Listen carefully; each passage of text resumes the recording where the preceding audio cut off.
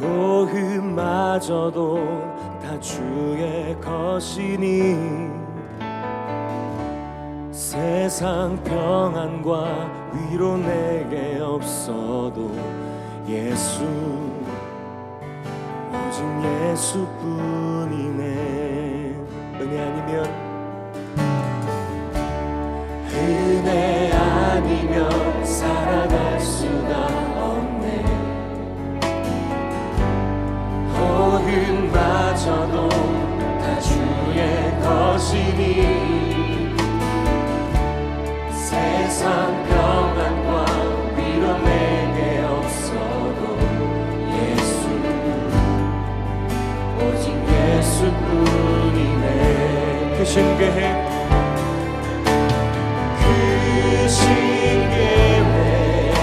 가볼 수도 없고 작은 고난에 지쳐도 주께 묶인 나의 모든 삶 버티고 견디게 하시네. 은혜 아니면 살아갈 수가 없네. 나의 모든 것 다 주께 맡기니 참된 평안과 위로 내게 주신 주 예수, 오직 예수뿐. 우리 목소리를 높여서 고백하겠습니다. 은혜 아니면 살아갈 수가 없네. 호흡마저도 다 주의 것이니 세상 평안과 위로 내게 없어도 예수, 오직 예수뿐이네. 그 신계획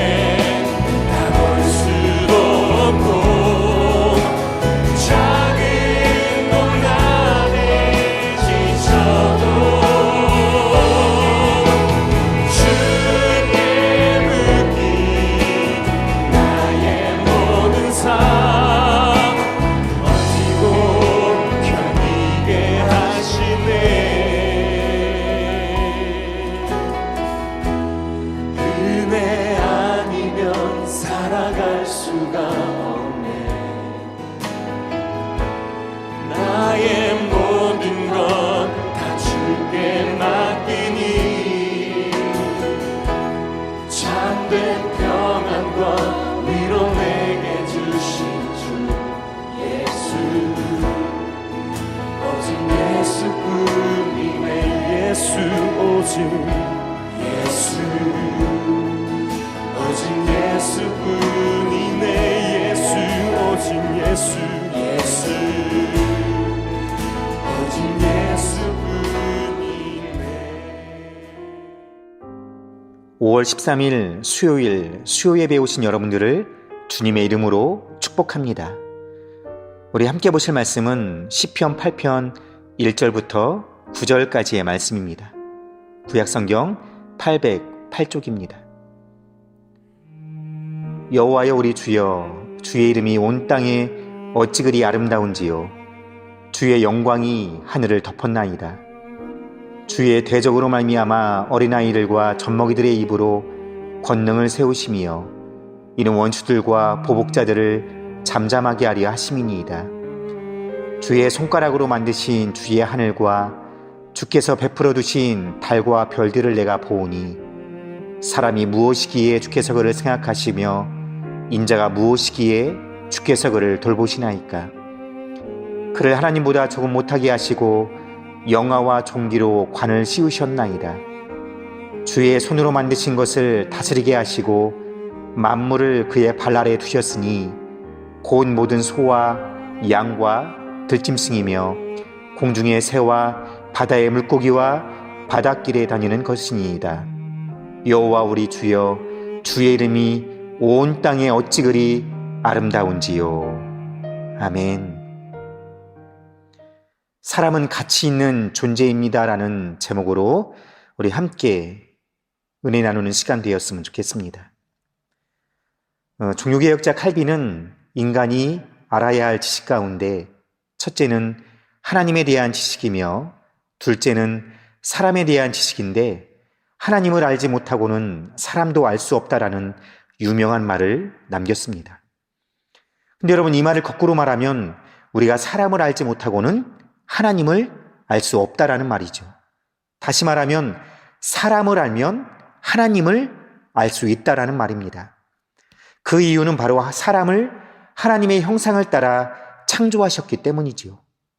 그래서 사도 바울은 로마서 1장에서 하나님을 알만한 것이 인간 속에 보인다라고 말하는 것을 우리는 볼 수 있습니다. 우리 로마서 1장 19절에 이렇게 말하고 있어요. 이는 하나님을 알만한 것이 저희 속에 보임이라. 하나님께서 이를 저희에게 보이셨느니라 라고 말합니다. 하나님을 알기 위해서는 먼저 사람을 알아야 합니다. 오늘 시편 본문에서 기자는 인간이 제시할 수 있는 가장 중요한 질문을 합니다. 그것은 4절에 제시된 것처럼 사람은 무엇인가? 즉, 인간은 누구인가라는 질문이죠. 그러나 여러분, 사실상 시편 기자가 이 질문을 통해 얻고 싶어하는 보다 근원적인 해답은 뭐냐? 바로 하나님은 누구이신가라는 물음인 것입니다. 우리는 먼저 사람을 알면 하나님을 알 수 있습니다. 그렇다면 인간은 도대체 누구입니까? 시편 기자가 본 인간은 어떤 존재일까요? 첫째로, 사람은 사랑 가운데 지어진 존재입니다. 오늘 본문 4절을 함께 보시겠습니다. 4절에 이렇게 말합니다. 사람이 무엇이관데 주께서 저를 생각하시며 인자가 무엇이관데 저를 권고하시나이까 라고 말해요. 여러분, 여기에서 사랑과 인자라는 이 두 단어는 모두 인간의 연약함을 시사하는 단어들입니다. 처음에 나오는 이 사람은 히브리어로 에노시인데 깨어지기 쉬운 존재라는 뜻입니다. 그리고 다음에 나오는 이 인자라는 이 히브리어는 바로 베나담이라고 하는데 바로 흙의 아들이라는 뜻으로 흙으로 지음받아 흙으로 돌아갈 수밖에 없는 인간의 한계를 지적하고 있는 단어입니다. 그러나 4절의 의미는 인간이 그런 존재임에도 불구하고 하나님이 깊이 생각하셔서 창조한 존재요, 끊임없는 사랑으로 돌봄을 받는 존재라는 말입니다. 아마도 이 시는 다윗의 어린 시절, 그가 목동이었을 때 지어졌을 가능성이 농후합니다. 그는 아마 하루 일을 마치고 양떼들을 쉬게 한 다음 푸른 풀밭에 누워 깊어가는 밤하늘의 달과 별을 바라보았을 것입니다. 새삼스럽게 하늘에 가득한 창조주 하나님의 영광이 가슴 가득히 밀려왔습니다. 하늘과 땅도 담을 수 없는 이 하나님의 영광을 이 다윗은 찬미하지 않을 수 없었던 것이지요. 그래서 그는 지금의 기타와 비슷한 악기인 깃딧을 집어들고 그 영광의 하나님을 찬양했던 것입니다. 그것이 바로 1절과 3절의 내용이지요. 이렇게 말하고 있습니다. 여호와 우리 주여, 주의 이름이 온 땅에 어찌 그리 아름다운지요. 주의 영광을 하늘 위에 두셨나이다. 주의 손가락으로 만드신 주의 하늘과 주의 베풀어 두신 달과 별들을 내가 보오니. 그러나 이어서 영광의 주님만을 바라본 것이 아니라 이런 영광의 주님이 어린아이 같고 작고 작고 부족한 자신을 사용하고 있다라는 이 경이감에 스스로 이 다윗은 놀라게 됩니다. 그것이 바로 2절이에요. 주의 대적을 인하여 어린아이와 젖먹이의 입으로 말미암아 권능을 세우시며, 어린아이와 젖먹이의 입으로 말미암아 권능을 세우시며, 이는 원수와 보수자로 잠잠케 하려 하심이니라. 이 고백이 드디어 4절로 이어져 연약한 인간을 돌아보시는 하나님의 깊은 사랑을 찬미하게 됩니다. 하나님의 사랑 가운데 지음받고 사랑 가운데 살고 있는 자신의 모습을 발견한 그는 하나님의 그 영광을 찬미하지 않을 수 없었던 것입니다. 그렇습니다. 이 땅에 존재하고 있는 그 누구도 하나님의 사랑의 대상이 아닌 존재는 단 한 사람도 없습니다. 여러분, 인기 가수였던 인순이를 기억하십니까? 제가 이 어린 나이에 호렬 인종으로 텔레비전에 나와서 이 반면 밤하늘을 열창하던 인순이의 모습이 제 기억에 선한데요. 여러분, 그는 얼마나 불행하게 이 세상에 태어났습니까? 그러나 그녀는 우리가 알다시피 늘 밝고 당당한 모습이었습니다. 그녀는 그 이유를 이렇게 고백하고 있습니다. 호려라라는 우리 사회의 편견을 극복하고 누구보다 당당하게 살아갈 수 있었던 이유는 바로 자신의 삶의 모든 배후에 사랑이 있었다는 사실을 늘 생각하며 살았기 때문이라는 것이죠. 여러분, 그녀가 워싱턴 국방성에서 6.25 참전 용사들을 한자리에 불러 모아놓고 그녀는 이런 고백을 했다고 합니다. 당신들은 모두 내 아버지시고 나는 당신들의 딸입니다. 나와 같은 딸들을 둔 것에 너무 가슴 아파하지 마세요. 나는 당신들을 원망하지 않습니다. 난 당신들의 사랑 때문에, 아니 하나님의 사랑 때문에 이 땅에 태어난 것입니다. 그리고 나는 지금 결코 불행하지 않습니다. 아름다운 인생을 살고 있습니다. 나는 이 말을 하려고 여기에 왔습니다. 나의 아버지들이여, 나는 당신들을 너무 사랑합니다. 이 말을 할 수 있었던 그 순간이 지금까지 살아온 인생 가운데의 가장 절정의 순간이었다고 그는 고백합니다. 우리는 어떻게 태어났든지 한 사람도 예외 없이 하나님의 깊은 사랑 가운데 지음받은 존재입니다. 우리는 또한 나를 사랑으로 지으신 하나님께 진심으로 이렇게 고백하게 될 것입니다. 하나님은 진정 사랑이십니다. 라고 말입니다. 시편 기자가 본 인간은 어떤 존재일까요? 두 번째, 사람은 영광과 존귀로 지어진 존재입니다. 여러분, 여기서 말하는 이 영광과 존귀는 모두 비슷한 의미를 담고 있는 단어들입니다. 본래 여러분, 이 단어들은 무겁다라는 뜻에서 유래된 말이라고 합니다. 무겁고도 중요한 가치를 지닌다는 뜻이지요. 그래서 본래 왕과 하나님께만 쓰였던 말이라고 합니다. 고대의 왕들이 영광과 존귀의 상징이듯 우리 한 사람 한 사람 모두 영광스럽고 아주 존귀하게 지어졌다는 말이죠. 그 이유는 바로 우리 모두가 왕이신 하나님을 닮은 존재이기 때문입니다. 오늘 본문 5절에 보시면 이렇게 말해요. 저를 천사보다 조금 못하게 하시며 라는 표현이 나옵니다. 그럼 여러분, 히브리 원전에는 뭐라고 말하냐면 이렇게 표기되어 있습니다. 하나님보다 조금 못하게 하시며 라고 말해요. 거기에는 천사가 아닌 하나님을 뜻하는 엘로힘이라는 단어가 사용되고 있습니다. 시편 기자가 정말 말하고 싶어하는 것은 우리는 모두 하나님을 닮아 영광과 존귀로 지어진 가장 가치 있는, 가장 고귀한 존재라는 것입니다. 그러면 성경에서 예수님은 인간의 가치를 어떻게 말씀하고 있습니까? 이렇게 말해요. 예수님이 사람이 만일 온 천을 얻고도 제 목숨을 잃으면 무엇이 유익하겠느냐라고 말씀하셨습니다. 인간의 목숨의 가치, 생명의 가치는 온 세상의 가치보다 더 존귀한 것이지요. 그래서 성경이 가장 심각하게 경고한 죄는 바로 이런 인간의 생명을 빼앗는 죄, 곧 살인죄였습니다. 그 무엇과도 바꿀 수 없는 인간의 생명, 그것은 영광스럽고 존귀하게 지켜지고 또한 다루어져야 된다라고 저는 생각합니다. 그리고 내 생명이 그렇게 소중한 만큼 이웃의 생명도 그렇게 소중히 여겨야 되는 것이고요. 사람을 소홀히 여기지 마십시오. 사람을 존중히 여기십시오.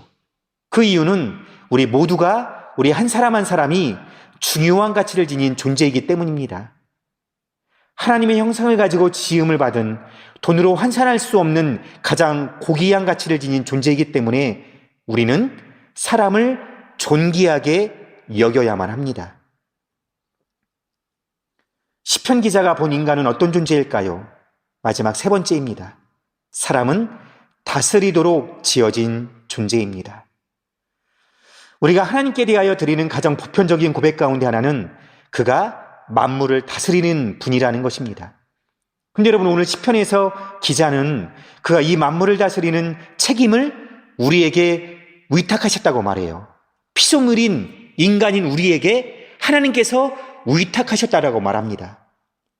6절에 보니까 이렇게 말합니다. 주의 손으로 만드신 것을 다스리게 하시고, 주의 손으로 만드신 것을 뭐 했다고요? 다스리게 하시고 만물을 그 발 아래 두셨다라는 거예요. 이런 위탁하심으로 인하여 인간은 소위 문화를 발전시킬 수 있었던 것이죠. 물론 인간은 이 책임을 언제나 훌륭하게 감당해 오지는 못했습니다. 소위 인재라고 불리우는 많은 사고들이 우리가 이런 책임을 제대로 감당하지 못한 불행한 결과들이라 할 수 있는데요. 그럼에도 불구하고 인간이 이 땅에서 발전시켜온 이 놀라운 문화적, 과학적인 진보들은 이 다스림의 결과라는 것 또한 우리는 부인할 수 없는 사실입니다. 그런 의미에서 분명히 인간은 만물의 영장이며 만물의 주인이라 할 만한 것이지요. 성경은 이런 사실을 가리켜 뭐라고 말하냐면 주님과 함께 왕노릇한다라고 말합니다. 주께서 당신의 영광과 존귀로 관을 씌워주신 이유도 바로 이 왕노릇 잘하라고 하신 것 아닙니까? 우리 가운데 왕이 아닌 사람이 어디 있습니까? 밖에서 못하면 하다못해 집에서도 모두 왕노릇하며 사시지 않습니까? 그러나 중요한 것은 누가 다스리는가 이것이 아니라 어떻게 다스려야 하는가에 있다라는 거예요. 예수님이 이 땅에 오신 이유 중 하나가 바로 이 다스림의 모범을 세우시기 위함이었습니다. 그는 다스림의 가장 훌륭한 방법이 사랑임을 우리에게 가르쳐주고 있지 않습니까? 권력욕에 눈이 어두워 높은 자리를 다투는 제자들에게 예수님은 섬김의 도를 가르쳐 주셨습니다. 예수님에게 있어서 다스림은 곧 섬김이었습니다. 여러분, 히브리서 기자가 히브리서 2장에 시편 본문의 정신을 성취하신 사람이 바로 예수님이라고 증언하고 있는 것 여러분 알고 계십니까? 히브리서 2장 6절부터 9절의 말씀해 보시면 이렇게 말해요. 9절에 오직 우리가 천사들보다 잠깐 동안 못하게 하심을 입은 자 곧 죽음의 고난 받으심을 인하여 영광과 존귀로 관쓰신 예수를 보니 이를 행하심은 하나님의 은혜로 말미암아 모든 사람을 위하여 죽음을 맛보려 하심이라. 시편에서는 그 대상이 사람이었습니다. 그런데 히브리서에서는 죽기까지 우리를 사랑하시며 마침내 자신의 목숨을 내어주시고 우리 대신 죽으신 예수, 그분 때문에 우리가 죄에서 자유한 섬김의 인생을 살게 되었다라고 말하고 있는 것 아닙니까? 인생의 짐에 눌려 인생을 마감하고 싶었던 한 청년이 마지막으로 교회에 나와 인생의 고통을 쏟아내기 시작합니다. 간절한 심정으로 기도하며 하나님, 아직도 저를 사랑하십니까? 하나님, 아직도 저를 사랑하십니까? 라고 울부짖는데 눈앞에 십자가가 아주 또렷하게 보이더랍니다. 그래서 다시 주님께 물었답니다. 주님, 사랑하신다면 도대체 얼마만큼 저를 사랑하십니까? 라고 물어봤더니 십자가에 못 박히신 그 주님이 십자가상에서 양팔을 벌린 채 고통스럽게 이렇게 대답하셨다고 합니다. 이만큼 십자가에서 이렇게 피 흘리고 고통당할 만큼 십자가에 내 몸을 내어줄 만큼 너를 사랑한단다. 하나님의 놀라운 사랑의 감동이 삶의 의욕을 잃었던 절망 가운데 있었던 이 청년을 다시금 일으켜 세웁니다. 사도 요한은 이렇게 말합니다. 사랑은 여기 있으니 우리가 하나님을 사랑하는 것이 아니요 오직 하나님이 우리를 사랑하사 우리 죄를 위하여 화목제물로 그 아들을 보내셨음이니라. 사랑은 여기 있으니 우리가 하나님을 사랑하는 것이 아니요 오직 하나님이 나를 사랑하사 나의 죄를 위하여 화목제물로 그 아들을 보내셨다라고 말합니다. 여러분, 사랑이 필요하십니까? 십자가 앞으로 나아오십시오. 그리고 영광과 존귀로 관쓰시기에 합당하신 예수님이 내 대신 가시관을 쓰시고 피 흘리시는 그 모습을 한번 묵상해 보십시오. 왜 그렇게 하셨습니까? 그것은 바로 나 때문이었습니다. 나의 회복을 위해서 말이죠. 많은 분들이 코로나로 인해 경제적인 문제, 또 자녀들 문제, 미래에 대한 불확실함 때문에 불안해하고 두려워하는 분들이 많이 있을 것입니다.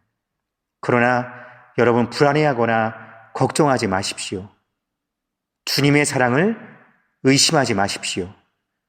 주님께서는 분명히 주님의 사랑으로 주님의 자녀들을 가장 선한 길로 인도해 주실 것이기 때문입니다. 기도하시겠습니다. 하나님 아버지, 감사합니다. 독생자 예수를 십자가에 못 박기까지 나를 사랑하셔서 자녀를 삼아 주시고 또한 지금까지 인도해 주신 그 주님께 너무나도 감사하고 감사합니다. 아버지 하나님, 현실을 바라보면 너무나도 힘들고 어려운 상황이지만 그러나 아버지 하나님, 그 무엇도 주님의 사랑에서 끊을 수 없다라는 것을 알게 하시고 깨닫게 하시고 그 사랑으로 하나님이 어려운 시기를 넉넉히 잘 이겨내는 우리 상하이 한인연합교회 성도들 될 수 있도록 인도해 주시옵소서. 아버지 하나님, 또한 나를 자녀로 불러주실 뿐만 아니라 이 세상에서 내가 어떻게 살아가야 하는지 특권과 사명까지 주신 주님, 주님의 사랑으로 주신 특권과 사명 잘 감당할 수 있도록 인도하여 주시고, 또한 나는 유약한 존재요 부서지기 쉬운 존재지만 주님이 나와 함께 하신다면 주님의 나라를 이 땅 가운데 세워나갈 수 있음을 이 시간에 고백합니다. 성령 하나님, 성령의 도구로 나를 사용해 주시고 또한 성령의 붙들림 바 되어 아버지 이 땅에서 주님의 뜻을 이뤄가는 믿음의 성도들 될 수 있도록 인도해 주시옵소서. 지금은 우리 주 예수 그리스도의 은혜와 하나님의 무한하신 사랑하심과 성령님의 위로하심과 격려하심의 은혜가 오직 주님의 사랑을 붙잡고 믿음 안에 승리하기를 원하는 우리 성도들 가정과 일터와 또한 우리 상하이 연합교회 가운데에 지금으로부터 영원까지 함께 하시기를 간절히 축원하옵나이다. 아멘. 우리 함께 기도하실 때 하나님의 사랑받는 자임을 고백하며 내가 어려운 환경과 문제 속에서도 내가 그 절망 가운데 갇혀있지 아니하고 우리의 시선이 또한 주님을 향해 있도록 우리 함께 기도하시겠습니다.